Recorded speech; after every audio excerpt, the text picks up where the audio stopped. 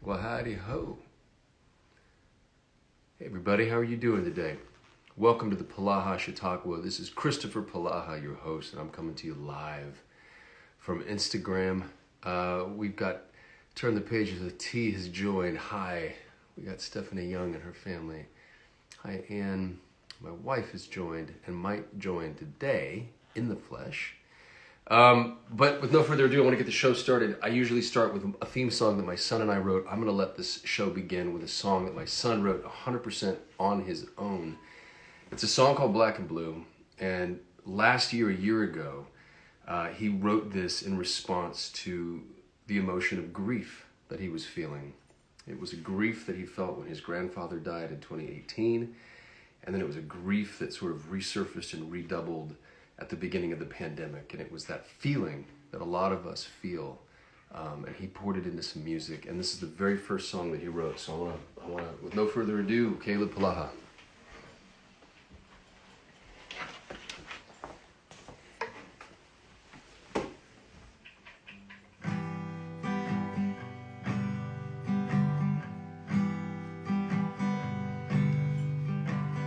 How's the weather in heaven? I bet it feels real nice. Do you think of me often? You're always on my mind. After years of thinking back on you, my heart is beats black and blue.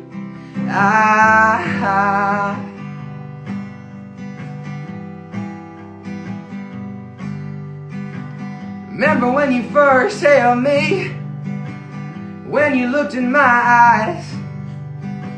I try to remember that moment. I can't do nothing but cry. When I saw you go, my tears ensued. My heart was beats of black and blue.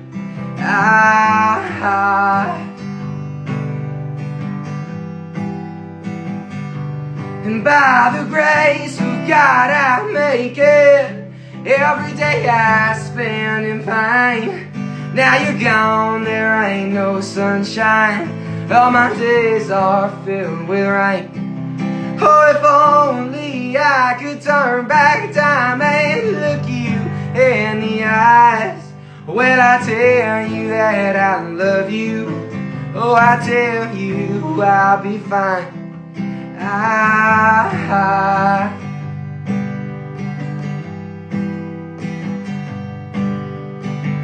Our folks up in heaven, I bet you took them by storm.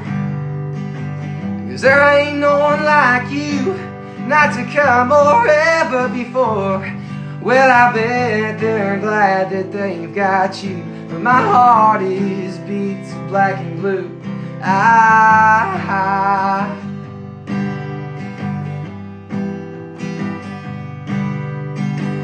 Remember telling me stories and playing soldiers at war.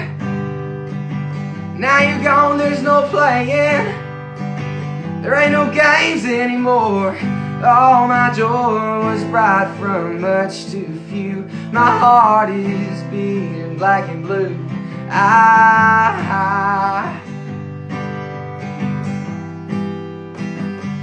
And by the grace of God I make it. Every day I spend in pain. Now you're gone, there ain't no sunshine. All my days are filled with rain. Oh, if only I could turn back time and look you in the eyes. Well, I tell you that I love you. Oh, I tell you I'll be fine.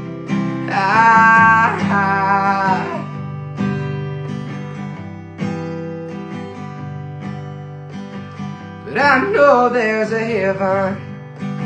That's what the Bible say.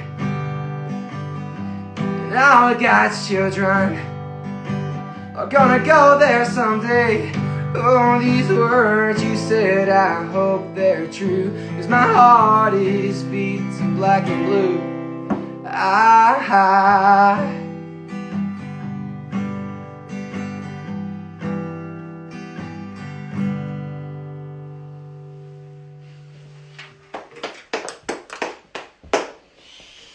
Awesome. Thank you, Caleb. Thank you, brother. Appreciate you, son. Oh, yeah. Love you too. He's taking his guitar and his dog, and he's going out to hang out with his brothers. Yeah, I'll take it just in case. I don't know that I'll use it, but thank you. So we have a show. We have a big show ahead of us, and it's so big that I want to break it into 2 shows, and I want to continue to talk about grief next week as well. What's crazy about tonight's Polaha Chautauqua is that this also signifies our 1-year anniversary as a live event here on Instagram. We've been doing this for 1 year. Of course, there was a sabbatical over the summer. So happy anniversary, everybody. Thank you for sticking with me for an entire year and making this a community that is worth returning to again and again and again. We've gone through so many different things. We've talked about kindness and patience and peace. We've told ghost stories to one another. We've just sung, and we've done, poetry or inspirational quotes. And oftentimes what I love to do is to elevate the hour so that it gives you all an escape from the world that has been terrifying the last year with the pandemic. And one of the things I've wanted to do is create a place that felt safe to everybody, where everyone is welcome and people can come and share their hearts and tell their stories. And I've wanted to highlight the power of storytelling. But one of the things that I don't really dive into, even though there was a lot of theme of death because of the quarantine, is grief, or things that make us feel sad. But I want to do that today, and I want to do it for a myriad of reasons. And I'd love to do it next week as well for a myriad of reasons. I first want to thank everybody for turning out in unbelievable numbers. And there are people out there who specifically helped with the book launch this week, and you know who you are, and I am so grateful for you. There are people in the Braised Butterflies that were unbelievable, and then there's people in the Polaha Chautauqua family, and you know who you are, and so thank you for that. The book launch was very, very successful, and we're keeping on with that. So continue to spread the word, good mouth and all that. But I got a DM on Instagram, and the DM was from a woman named Stephanie, and she said, "Oh my gosh, everything is so amazing right now for you. Like, you've got the movie and the book, and there's the thing coming out." And my response to her was one of gratitude, but it was also very much like, I know that things look amazing right now. And I can tell you a very fun story in the near future or in the future about my moment right now, my life right now. And while it looks amazing to you guys, and while everything is happening, and while it seems like things are so bright, a lot of those things, like Wonder Woman, was filmed in 2018. And it came on the tail end of my father-in-law dying, and my wife and my son grieving, and I had literally cleaned a septic tank out because my mother-in-law thought she flushed her wedding ring down the toilet. And the long story short, they couldn't pump the septic tank, and so I got in there and I hand shoveled the waste out onto a sluice to try to find the ring. The book came out of a result of a pandemic, and all of this to say that our life is not always what it appears. And that on the surface, a lot of us wear a face of bravery and of joy and of kindness and of all these things that we put on every morning to show the world that things are okay.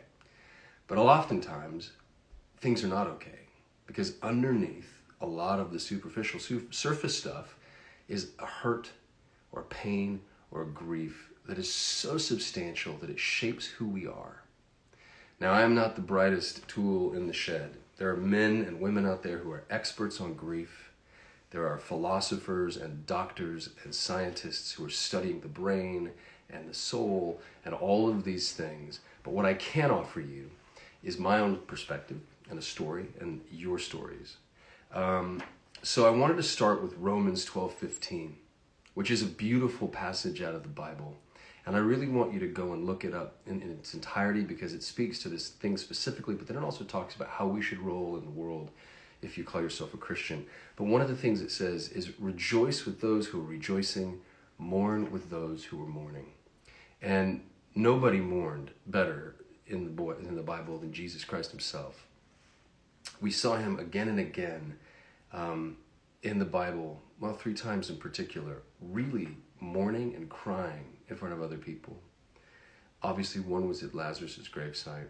His sisters were crying, and it's the shortest verse in the Bible. Jesus wept. And he knows that he's about to resurrect Lazarus, and yet he still mourns and grieves with them. He grieves again in the Garden of Gethsemane, and he's grieving so hard for his own experience as a man, and he understands what's about to come, that he's bleeding sweat, and he's grieving, and he wants people to grieve with him. He wants his brothers to grieve with him. And then on the cross, we see Jesus grieve. And we ask, he says, why have you forsaken me? And there's a whole bunch of philosophical, we can go down that rabbit hole that he's quoting an Isaiah verse and that he knows that, but all of it shows his humanity. And there's a book in the Bible, since I like to reference the Bible, there's an entire book called Lamentations, which I want to read to you. Lamentations is a concentrated and intense biblical witness to suffering. Suffering is a huge, unavoidable element in the human condition. To be human is to suffer. No one gets an exemption. So it comes as no surprise then to find that our holy scriptures, immersed as they are in the human condition, provide extensive witness to suffering. But I will say this, that if you have experienced the loss of a parent, or a spouse, or a child, or a friend, or other things in your life that have caused intense grieving, that there is no depth to, that you can read this Lamentations and people can say, oh my gosh, I'm so sorry, but you know that your Father's in heaven, or you know this, and it doesn't really heal the wound. So what is grief? And how do we suffer through grief? And how do we suffer with each other through grief? And one of the ways that I've learned, and I got to be really honest with you, in 2018, my wife lost her dad, and I did not handle her grief well at all. I was impatient. I was, I don't know. It put us in a different club. It made her in one club and I was in another club, and I didn't see. But what I have done is I had to take a step back, and I had to start digging into the internet and do all sorts of research. I mean, I failed her. Like, I'm being super honest with you, and she's right here in the room, and I'm not, this isn't a way to apologize to her, because we've had conversations, and I hope that she'll feel compelled at a certain moment to come and share her experience if she wants. But I had to start doing some digging, because, yeah, I've lost people in my life. I've lost an uncle that I loved. I lost an aunt that I loved very tragically. I've lost my grandparents on my dad's side, my grandfather on my mom's side. I've lost people. And I remember there was a period in my life where I was terrified that my parents were going to die, and every time they left, I would cry. And I think I told you guys this story about my relationship with death, and have grieved in a way, but not like Julianne has grieved. And it's not comparing our grief, and I'm not trying to like say that I can't, because everybody grieves differently. And the way that I'm grieving is the way that I'm going to grieve, and the way that she's grieving is the way that she's grieving, and that's the truth of grief. So everybody experiencing grief, you're doing it in the way that you were designed to grieve. Jesus prayed in the middle of his grief, and that's something that he taught us to do. And so as you're grieving, or as you know people who are grieving, just pray for them. Think about them. Let them know. Because I think the flip side of grief is love. And what I mean by that is the more you love a person, the more tangible that love is. And when they're gone, the more tangible that grief is going to be. And so it's a hard way to look at grief, but it's almost like, I have this written down here in my notes, that grief, the world is full of brokenness, and grief tells the truth about that brokenness. It articulates our love, it voices our love. It is the flip side of our love. And Jesus is called the man of sorrows. He's acquainted with grief. And so I think the best way to talk about grief and to go through grief is to share grief. So I'm going to turn it over to folks who want to grieve and who want to grieve in public. And I will invite my wife to join if she feels compelled. Would you like to join us?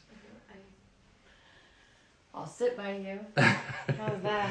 We got a sitter. I'll sit by you. All right. Remember, this is a 2-part show. So if I don't get to you today, then I will be 100% certain to get to you next week. So everybody, this is my wife, Julianne. Hi, Julianne, everybody. This is everybody at the Polaha Chautauqua. You guys have known her from behind the camera when she used to give me notes in the front end, and but also just a huge supporter. So, babe, do you feel compelled to share your story? You know, he asked me if I would come and talk, and I haven't even started talking. I'm already feel like crying. Grief it's hard, and when you love someone and they're gone, even though you know where they are, they're not with you, and sometimes I think about when I'm jumping kind of head first in and not even like kind of building up, but I think one of the hardest things when Daddy died is that I always knew what his car looked like, or what his bedroom looked like, or he called me and I would know his surroundings, and I know he's in heaven, but not knowing what heaven looks like. I want so desperately to know where he is, and when I say know, not mentally know that he's in heaven. I want to know. I want to know like what he's doing, and it's hard. My brother, I'm going to ask Chris to read something. My brother, what is going through the grief kind of is deeply as I am. And we had a friend that lost their father not too long ago. And he wrote a text to her after her father died. And do you mind reading it? Yeah.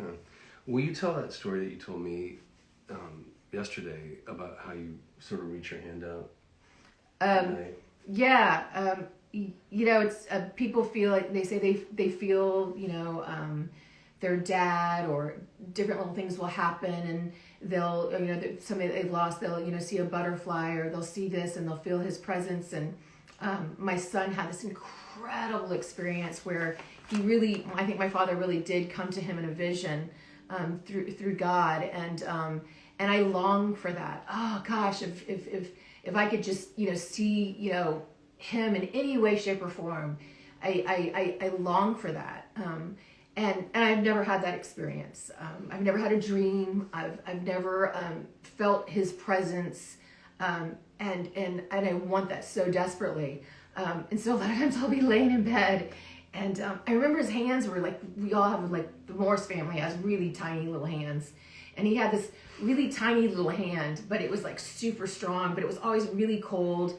And I remember holding his hand. I remember he would rub my hand during church, all the way up until I was a grown up. He would rub my hand during church, and I just remember holding his hand. And so sometimes I'm laying in bed, and it's so hard. I'll just lay there with my hand out on the pillow, just hoping that he'll reach down and grab my hand. So you're just constantly wanting connection with the person that you've lost.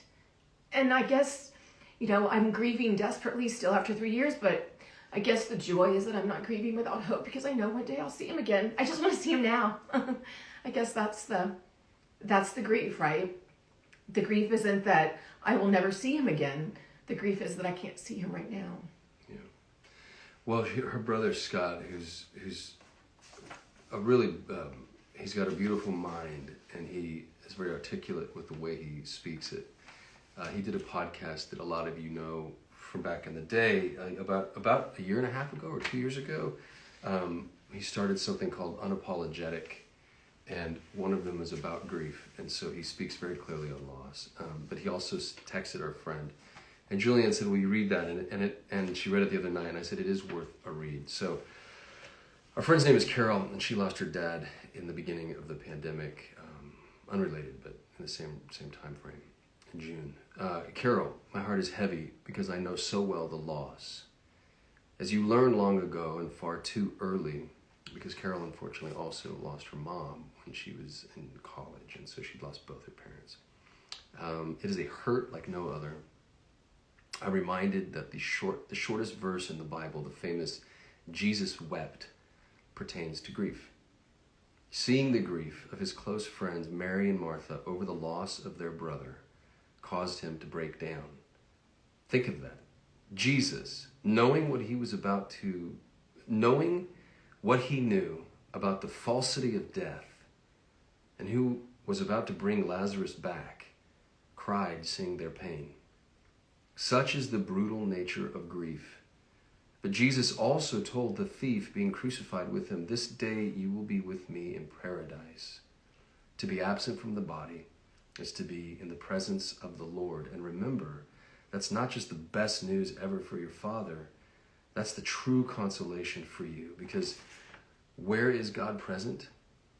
And he asks Carol this, and I've talked about this with you guys. We have been talking about kingdom living this whole time, and God is present in your heart, which means her daddy's in her heart. Now I know you will from time to time get little signs letting you know that your Father is watching you and still a part of your life. It is God's will and pleasure that the love of those who have passed cross the divide. For God, there is no divide to begin with, as he is a God of the living and not the dead. There is only one world, but except for those with great spiritual gifts, most of us only see part of it. Your Father no longer knows in part, he knows the whole. He no longer glimpses through a glass darkly. He sees face to face. He sees you and loves you, and I pray that through the Holy Spirit you will feel that continued love and concern for you. One good thing that comes from grief is this: it gashes our false idea of reality wide open. I know you will have those experiences that I find impossible to describe, but let's just say I've had moments when I've felt Daddy's presence, and along with it a mind-blowing awareness of God's love. I guess missing Daddy so much, it put my mind on higher things, things of the Spirit, and because of that, I have now and then been given little glimpses, little tastes of heaven, the kingdom of God. When Elijah had been tracked down and surrounded by Aram's army, his servant feared for their lives. Elijah told him it would be fine. He prayed, "Lord, open the eyes of my servant," at which point the servant saw that Aram's army was surrounded by the angel armies of the Most High God himself. After Daddy passed, I read this and began to cry when I realized that this happened in Dothan. Now, Julianne and Scott's daddy was born in Dothan, Alabama, so Scott writes here, not Daddy's hometown in Alabama, the other Dothan. And that's what I pray for you, that your grief will produce a greater awareness of the spiritual world.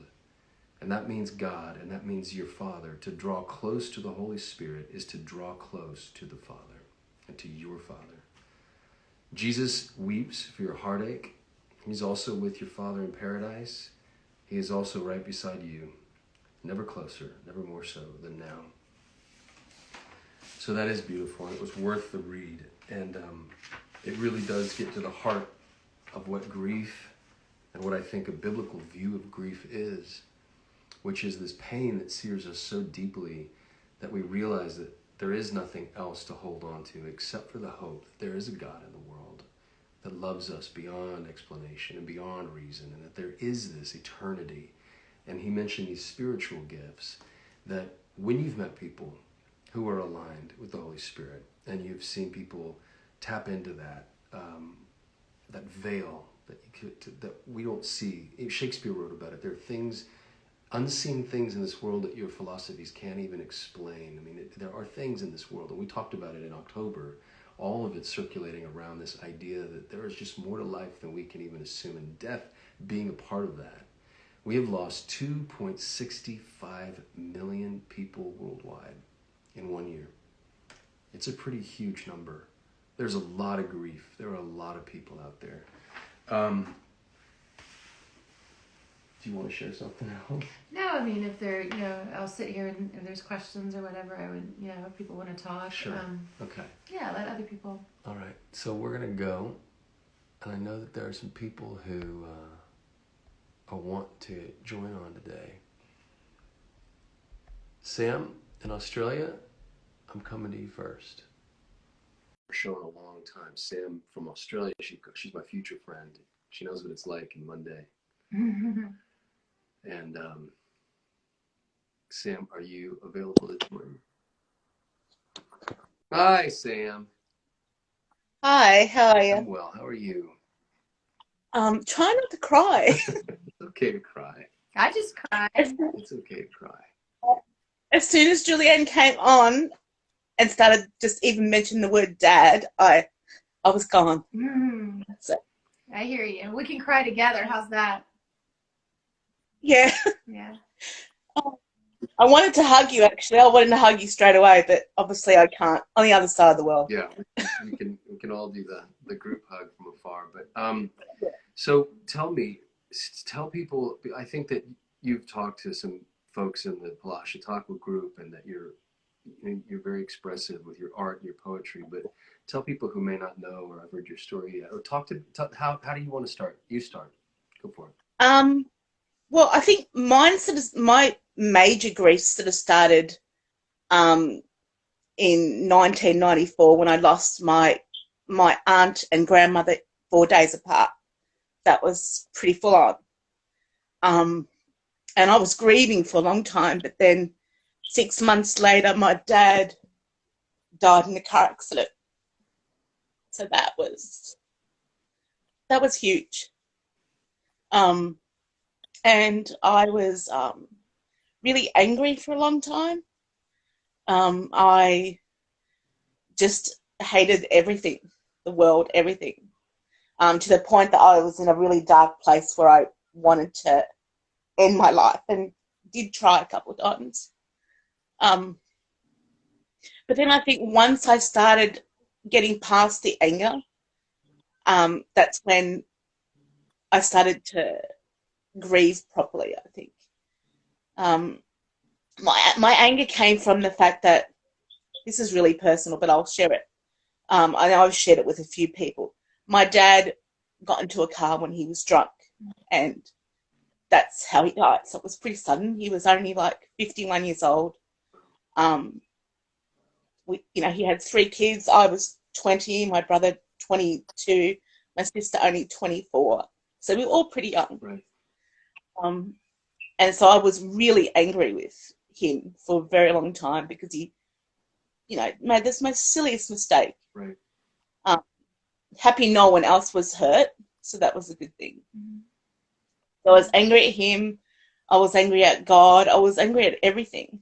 And then after going through all that and going through the times where I wanted to end everything, something just sort of clicked where I thought, okay, I'm angry, but I have to sort of get past that if I want to get on with my life. And then I think about 3 or 4 years later, I had a call from my brother saying that he was going to be a parent for the first time. Mm. And that's when, okay, I'm going to be an artist. So I've got to pull myself together, and this is what I have to do. This is something my dad might have said to me. This is something God's telling me, okay, this is your job. You need to sort everything out and just get on with things. And so I did. But I still grieve every day, even though it's 26 years. Yeah. But it doesn't leave you. There's little things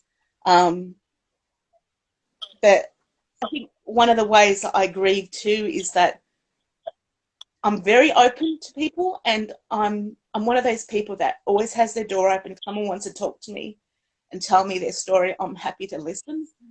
And I think that's how I grieve as well. And I kind of try to keep myself together. I do, like Chris was saying, I put on a brave face, but I'm not that brave, really. I'm a big softie, really, at the end of the day. How long did your anger? So after your daddy passed away, and you were angry, and you said you were grieving, and then you said you started grieving in the right way. So then, using your words, how long did you grieve in the wrong way? Like, how long did that chapter last? How many years? Probably about 2.5 years. Yeah, I was working in hospitality, and I would drink every night, which was really bad, and to the point where I was drunk and had to sleep at work. It was awful. And also weirdly like a reflection of your dad's. I mean, yeah, weirdly psychologically, like, you can see all that, but I think so. And I hid all that, and everyone for a long time, people just thought I was dealing with stuff that I wasn't.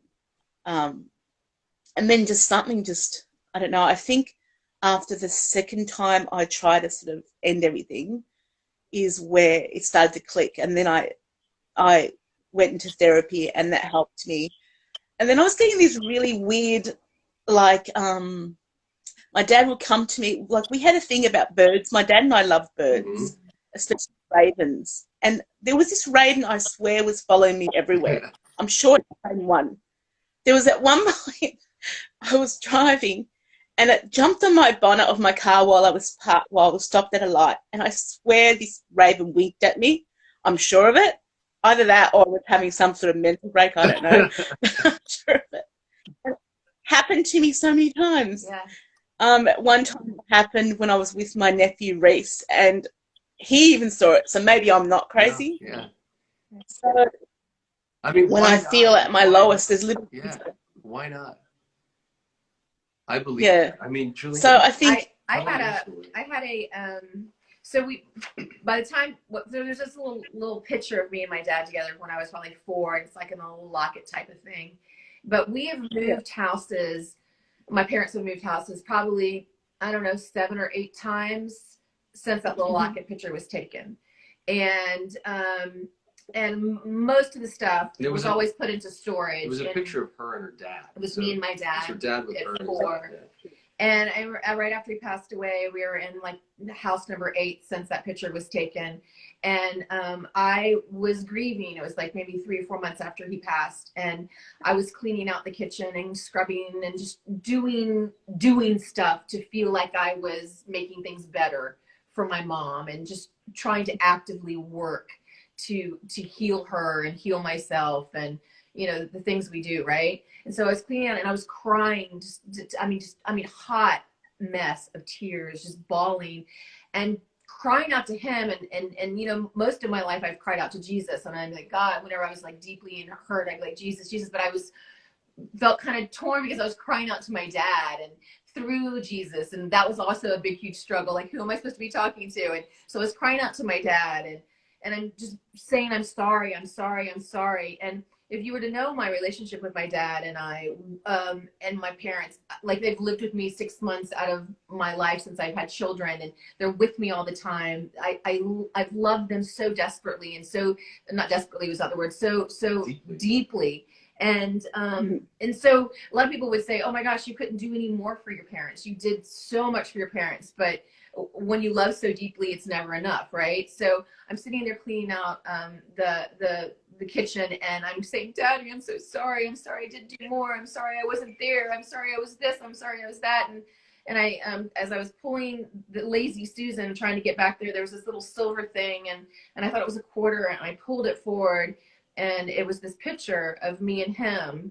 And again, if you have to understand that there's no way in the world that locket could have been in the kitchen in house number 8, way back in the Lazy Susan. It was almost like her dad reached through the veil and like found it, and then like plopped it where she was working. Yeah, it was for her crazy to find it. I mean, it's that weird.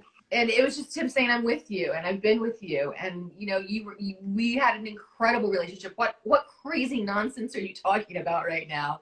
But when we're grieving, it's just, I think I've talked to Chris about a lot. He's like, why are you like, where's this guilt? And like, everybody grieves differently, and I just had this unbelievable, and I still do, like, I wanted to do more. I wanted to be with him 24/7, which of course I couldn't be with him 24/7. It's silly what the mind does. And why did I not talk to him instead of 5 hours? Why did I not talk to him for 10 hours that one time? Silly. Yeah. And because you just, at the end of the day, it's all about just wanting them back. It's just, I want him back. Exactly. It's just, it doesn't matter how much I did. I just want him back. So. And I think it's the permanence of death that's the hardest thing. Because your daddy, given the chance to see all of you guys grow up and the grandbabies, of course would have chosen all of that than that one stupid night, one stupid mistake, one stupid wrong turn. You know what I mean? It's that like he never got to get a grandfather. Yeah, and he's missed out. Traded that in. I mean, of course. So it's like, and I think the other problem with grief is that it is so isolating. She goes through something, and I can't lockstep and go through with her. So all of a sudden, there's a divide, and there's a little thing of like, well, you're not, and then there's the guilt, and there's the shame, and there's all these things that grieving and not grieving, it does this weird thing where I think what you're doing and what you're doing, which is what I love, is when you share your grief, it's almost like weirdly having this little pocket of gold that if you can start giving it away and say, hey, I know. I honestly, I nearly didn't come on today, but Kim's just been, I love Kim to death. I mean, if I could, I would ship her here to stay in Melbourne with me. I just love her. And she's just been so supportive, and so many people in the group have been so nice to me, and it's just crazy. And actually, Julianne, you're talking about the locker. I have this little, I don't know if you can see it, but it's a little silver boxing glove because my dad was in the Navy and he was a boxer, and a little cross that he gave me. You might do you just are you constantly touching it, feeling like if I could just touch it enough, I can touch him somehow? And it's funny, every time I wear it, it is so hot, like really, really warm that I can't even wear it on my skin. So I have to wear it on my, and it's like, Dad knows because he used to wear the little gold boxing glove that I bought him, and I wore his silver one all the time. And then when he passed, I've kept both of them. And so, yeah, they're always so warm to the touch. So I know that he's always here. Yeah. Because I had a special bond with my dad as well. I was his shadow. I was always with him. And Chris, actually, there's something I have to tell you that might freak you out a little bit. When you sent me that autograph picture and you wrote on it, to Samantha, I see you, girl. When I was always the kid who was always a bit different, I think because I'm the empath and I kind of pick things and I notice emotions, and I've always been a little strange. When my dad noticed when I felt a little out of place, he would say that to me. That's weird. The fact that you wrote that on the autograph, it kind of freaked me out, but in a good way. That's weird. And then I knew straight away, I really love this Chris guy. He's a cool guy. So I just thought I'd share that with you. That's special. Well, like God uses people to drop, like to let you know that you are loved, and God uses people to say things or do things to like affirm, that he sees you and he loves you. Yeah. Both Jesus and your dad, both God and your dad, like reaching out to you. And what was your dad's name? Yeah. Mario. Okay. Yeah.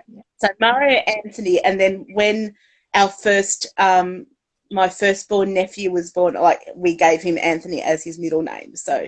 That's awesome. And it's funny, all the kids have traits of my dad, yet they've never been around him. Yeah. That's wholesome. And so, Max, there's a lot. Her little nephew. So there's little things that you say about God putting little things. I call them little gold nuggets. Yeah. And I reckon there's gold nuggets everywhere. And I see it within the group. I see it within just everyone. There's something similar about everyone. We're all so like-minded, and it's just, it's good. It's good. Yeah. I see my dad so much in my boys. It's shocking sometimes how present he is and who they are as people. And my dad always said, he was gonna have one more big success because he wanted to leave a legacy that his family could appreciate and or use. And he never had that financial success that he thought was the big hurrah. But what he left for my three boys far surpasses anything. Like any money, any riches, any gold. He who they are is a lot because of who he was. Who they are is a lot because of who he was, and his legacy is just incredible. So it's really fun when you see your children or your nephews or whatever just kind of have that. Well, Sam, I know that you said you were reluctant or maybe second guessing whether or not you should join me today, but I'm so glad that you did. So was I. I'm so glad that you joined. It's been too long to see your face. I might have some very fun news for you. I'll know this week.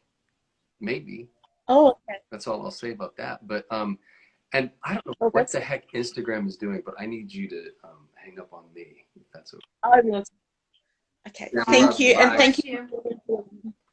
You too. Thank you. Thank you for sharing. Thank you. Here we go. Okay. Sam has been a longtime friend of the Chautauqua. And Carrie, you pushed the button and you said you might, and you said you might not. And so since you did, I'm coming at you, Carrie Bow. She reached out to me this week on direct messages to let me know that. Yeah, Hi, I'm here. hi, Carrie. How are you? Hi. I'm not so good right now because I've been crying for the last 30 minutes or however long. I'm not a crier, so Yeah, I know. Me um, neither. My kids are like, you never cry, but I I am. know. My eyes are all weep. So tell us your story.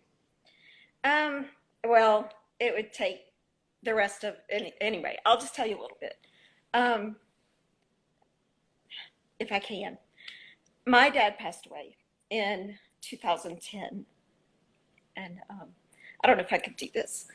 He was amazing, and he was healthy, and he was it was my mom that we were worried about, you know. And the morning I got the call, the phone went off. It was my cell phone, and then it hung up, and then the house phone went off, and I took off running to catch it. And as soon as I heard my mom's voice, it was like this relief, you know. It's like, oh, she's okay. And then she told me that my dad had just had a massive heart attack. And I was 500 miles away because I live in Texas, they live in Louisiana. And so I was silent and all these things were going through my head. And she's like, I don't know what you can do about it. And I just said, we're coming. And I ran in, I got my husband, and he started getting on the phone to get me a plane ticket so I could go. And on the way to the airport, I got the call that he didn't make it. And I never even got to the airport. So I turned around and went home, and we came together. We all went together. But that was 10 years ago. And I don't think I have still grieved properly because I don't like to cry. I don't like to be sad. I'm the one that likes to lift other people up. And so I bottle all of this up inside of me. And every once in a while it get out a little bit, but it came out in other ways.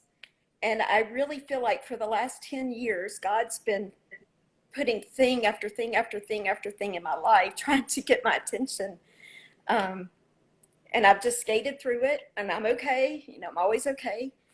And just recently, that's why it's strange that this is the topic tonight, because I would say in the last week or so, I've been having some health problems, orthopedic problems.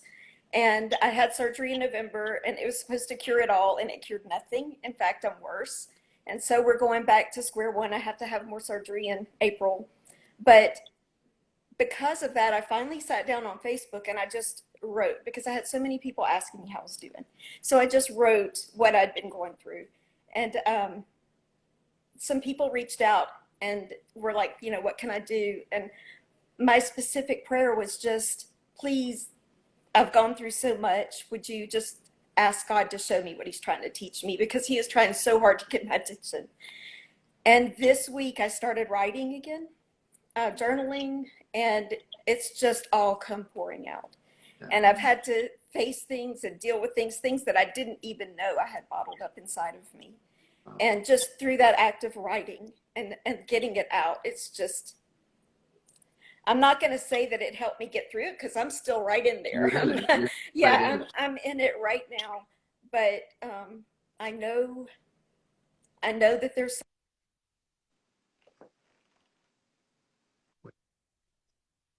purpose, because my battery on my phone's low. But anyway, so that's where I am. And my dad was 1 in a million. And the one thing that I took two things after he passed. I took a shirt that he used to wear all the time that I had given him, and it's still hanging in my closet. And the other thing that I took was his copy of the Living Bible. And he had his other Bible, but the Living Bible was the one that he used when he studied for his teaching and all of that. And I took that, and I was just going through it, and I came across something he had written in the margin. And I know he had gotten it from probably a Bible study he had done or a preacher he had listened to, but it just said, preach the gospel and sometimes use words. And I started thinking about that, and that was exactly the way that he lived. He lived by doing for others and being the gospel with feet. And, I strive to be that. And I just feel like I haven't been for the last 10 years because I've just been bottling everything up inside of me. And You it's just hard. did just now. I think you just did just now. You did Okay. it just now. Well, that's good to know. And I'll say something that again, I think our life is designed to pour out. Like it doesn't, you don't have to have this extraordinary life, right? I have an extraordinary life. And it runs dry the more I make it about me. And I've learned that the more I give away and give away and give away. So whatever is bottled up inside of you, there's a talent and gift in you. And I feel like that's the thing that you just started to unpeel. Just keep giving it away. Keep giving it away. And that's, I think, our whole design in this world. What are we doing here? I'm sorry that you're grieving. And I'm sorry that you're going through stuff too, because when you go through health things and life where it just keeps hitting you from every side, and it doesn't feel, because what it sounds like is like your dad's death started this chapter of real hardship in your life. And so I would just pray for you to have a closure to that, but also to understand what that is, so that then when you move into that next chapter of your life. And I think that's kind of what I'm trying to, in a stupid way, in my belligerent way, is that chapter is there to feed you, and it's like enriching your soil. And when you overturn, when grief digs up all that stuff, then you're fertile for something. And the question is, what are we fertile for? And that's the question of what our life is about. Well, I think you and I have talked a lot about, and because of that podcast my brother did, but being present, like fully present, like to a point where it's not like you're sitting in the same room with someone and you're spending time with them. Like you're like 100% zoned in on that person. And until we can do that, and it's impossible to do it all the time. I think that's the goal though, right? To just fully 100% like just listen to people and connect with them and grieve with them. And the only way you can do that is if you're not worried about your grocery list, or you're not worried about the contract you have to sign, but you're just present. And I think that, you say you've gone through these last 10 years and you feel like, I don't know, like you haven't been able to grieve properly, but I think that now you're kind of dropping in with your writing and dropping in fully and dropping in with people. I think that that God can use you if you allow him to just like speak through you when you're fully present with people in your surrounding world. Just like, it's a hard thing to say fully present, but like, and to understand the depth of what I mean by that. But I think what she means is to love, like it's this. I mean, it's being here, like this little bit of communication.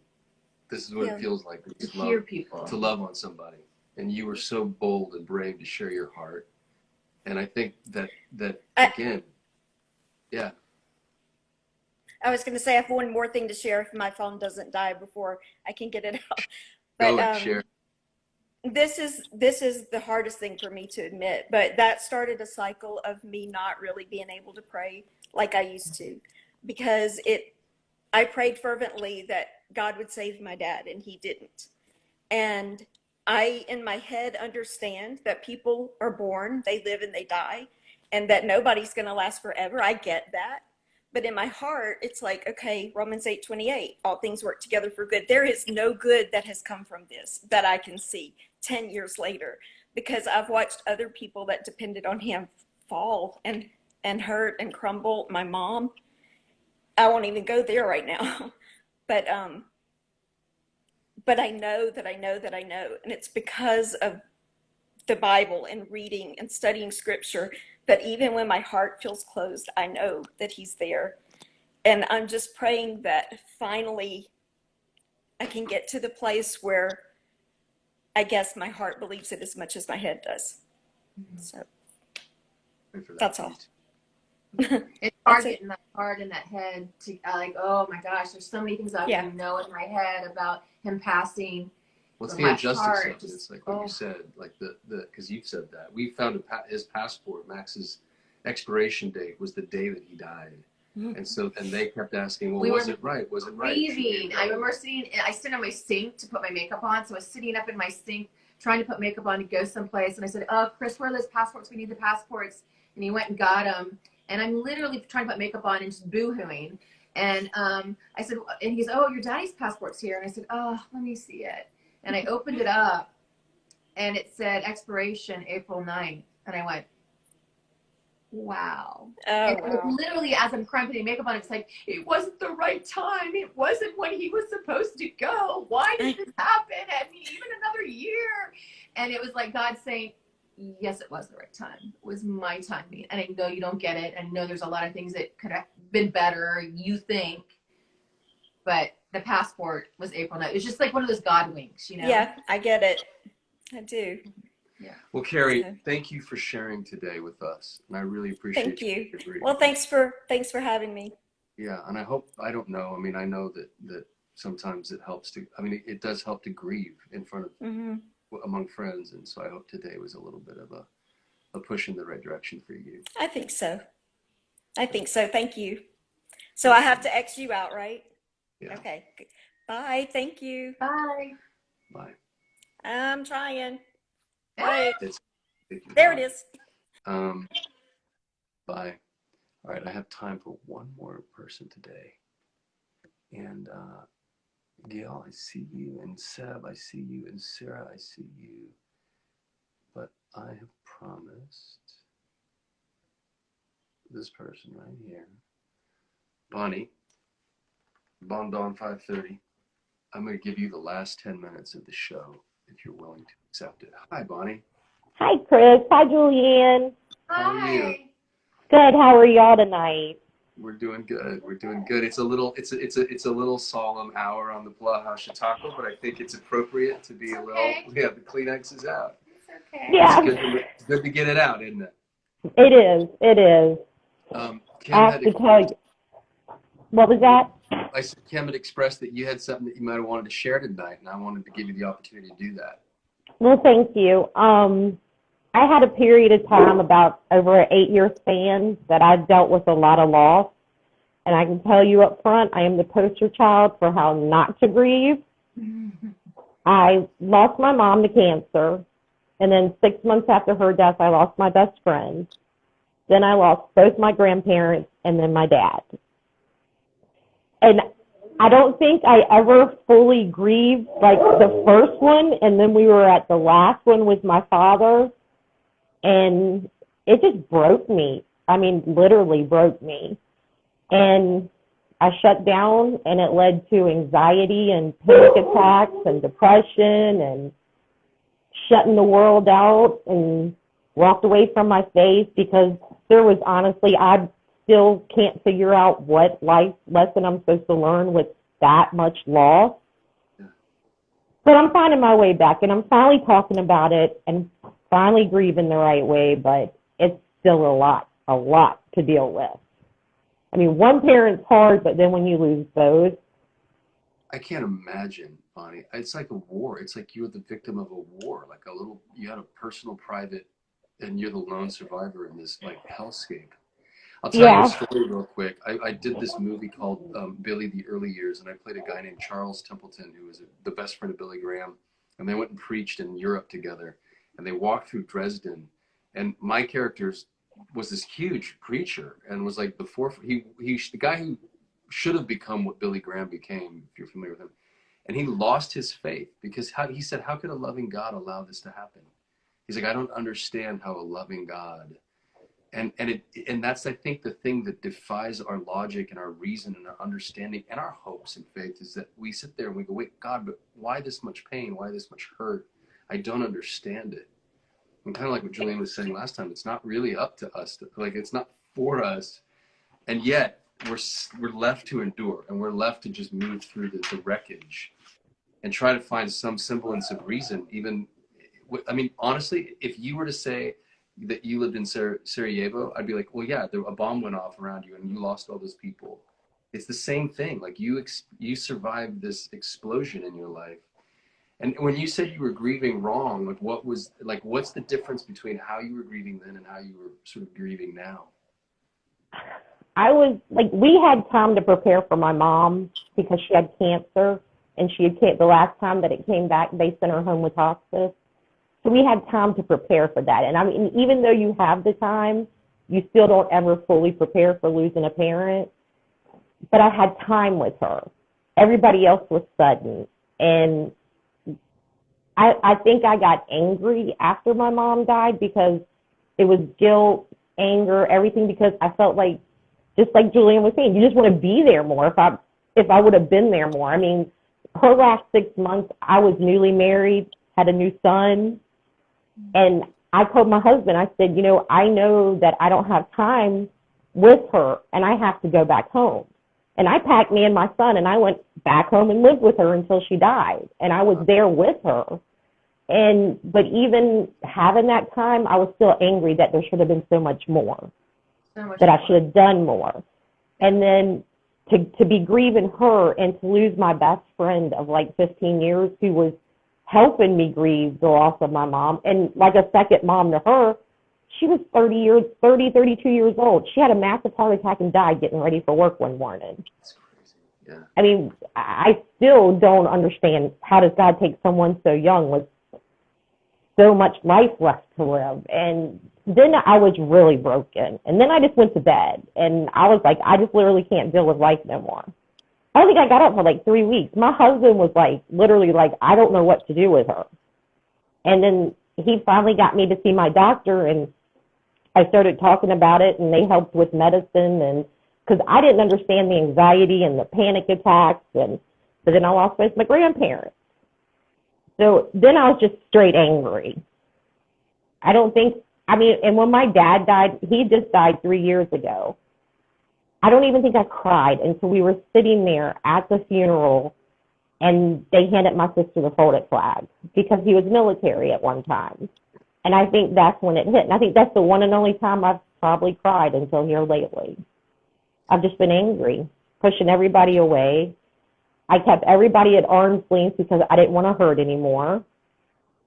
And it's just an awful way to live. And then this guy, pretty cool actor, started this whole little live show every week. Started talking about God and his faith. And a lot of people don't do that. I mean, it's not something that people share. And you made me open my Bible again. And I started praying again. And then I talked to Kim, and you know Kim, she's amazing. She was so supportive. And then I met Felicia. She brought me into her Thursday night group. And now I have another whole support group. And it's just been amazing. I mean, I have cried, and I finally feel like for the first time in years that my heart's not as heavy as it has been. That's awesome. And it all started with you. So thank you. Well, you're welcome. And I'll tell you something, that I started all of this in response to the fear that I was experiencing with all of the death. And I think one of the things that we don't talk about when we talk about grief is, we miss the person who dies. We miss them. They have now left a hole in our lives, like a whole giant empty space has opened up, and where they once were and all the things that they occupied emotionally and physically, that's gone. It's a vacancy. So that takes some reckoning. And then there's also the spiritual. I don't care how Christian you are or how much you believe in this, that, or the other. There's still a part of you that goes like, man, I hope it's true. I want to believe this to be the real truth, so that like, I hope I do get to see them in the future. And there's that little bit of like, but what if? And then I think it forces us, and it sounds to me like a lot of, like yours is an example of, there's also the then sudden realization that we ourselves are going to die, and how temporary and ephemeral. And you just said that you had a brand new baby 6 months before your mother passed away. So here you're experiencing life and what it means to make life. And in the face of life, you're just experiencing death after death after death after death. And then 3 years after your dad, or 2 years after your daddy dies, the whole world gets sick, and it's scary. It's scary. It is. So this thing that you're responding to was a response to death. And it was to say, even though death is real and it's around us and it's terrifying, we get to have life right now. And there's almost like this, and that's what I want people. It's not, I want there to be like a little middle finger to the whole idea of like death, and say, I'm alive right now. and how am I going to make my life count, and how am I going to live it to the fullest?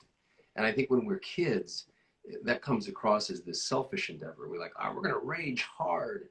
But I'm asking people to examine this with me, to walk over that threshold of what if, instead of living selfishly, and that means living hard and less for life that way, what if giving everything away means living hard? And just like you're saying to your, like, you're in these new groups, but you have your husband and your kid. Is it one child, or do you have more than one kid? Just one. I have a 15-year-old son.